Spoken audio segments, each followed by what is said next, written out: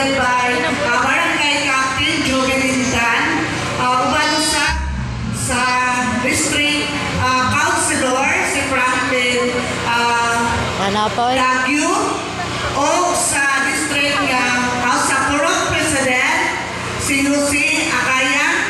Thank you kayo press no nga sa pag-invite no nga usa ako nga nahimo ka board of judges sa atong kalingawan karon no.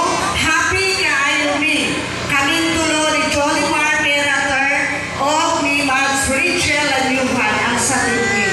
Basta si President Nagani Muhamyo no nga maayo o tamang solicitation kami dili gyud nimo palibad sa TV no. Ingana namo kapalangga si Jose Akaya no. So daghan kayong salamat sa nagduyog sa mga programa karon. Kami pinotong ninyo ni Kapitan nga naglibog ni grabe jud ka talented ang mga kabataan diri sa Sitio San Roque. Naglibog ni pero no, for me you are all winners no sa mga contestant. Pero mapili yun me no kay naaman yun mo daw.